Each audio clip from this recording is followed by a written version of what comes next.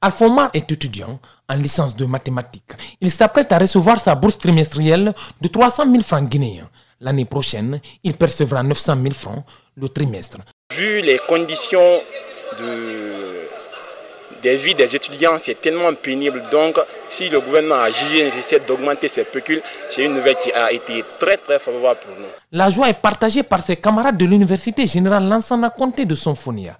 Pour eux, ces nouveaux tarifs vont faciliter l'apprentissage, l'hébergement, les frais de recherche, la nourriture, entre autres.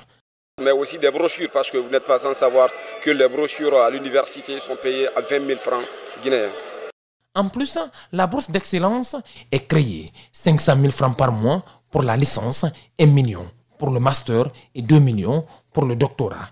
Une aubaine pour les doctorants et les encadreurs. C'est vraiment une source de motivation et une source d'émulation entre les étudiants.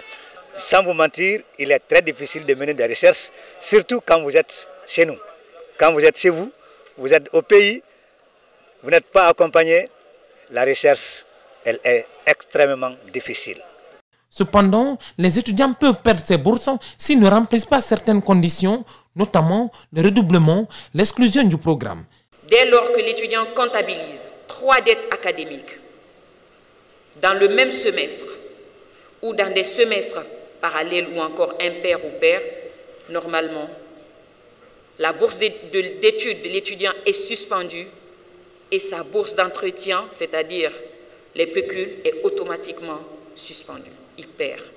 Certains se veulent prudents quant à l'application du décret. On a vu Alpha Condé ici qui a promis les tablettes et tout le monde était unanime que les tablettes là allaient venir. Par contre, on a vu que ce n'était pas venu. Donc, on peut entendre aussi que l'augmentation là se passe, mais dans les prochains jours, on voit que ça ne se réalise pas. C'était possible avec les gens là. Tout semble bien parti, avec déjà la mise en circulation des bus, la formation des formateurs, l'interdiction des formations payantes dans les universités publiques.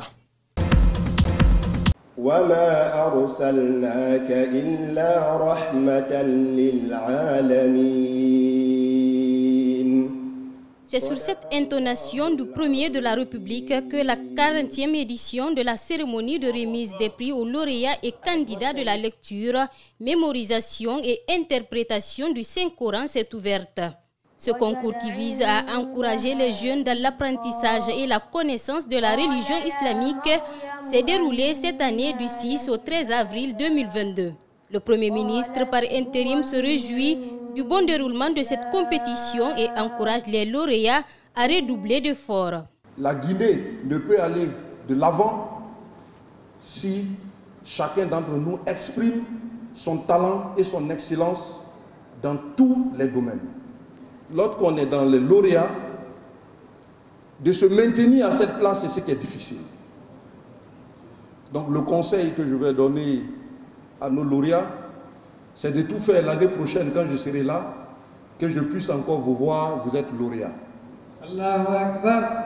Cela prouve à suffisance votre excellence et votre dynamique à toujours vous accrocher et aller de l'avant. Les heureux gagnants de cette année, dans toutes catégories confondues de la lecture du Saint-Coran, ont reçu chacun une somme allant de 15 000 à 2 000 $. Une satisfaction pour ce lauréat qui a raflé le premier prix. Vraiment, aujourd'hui, je suis content, plus que certaines jours dans ma vie. Et avant tout, d'abord, je remercie le bon Dieu. Parce que ce que j'avais dit déjà au début, lors de la clôture, la compétition, ce n'est pas facile. Ce n'est pas parce qu'on est premier qu'on dépasse tout le monde. C'est juste une chance que Dieu nous donne pour un certain temps, pour voir si tu peux le remercier encore de plus, il t'augmente. Pour les candidats malheureux de cette compétition, chacun recevra une prime de participation de 500 $.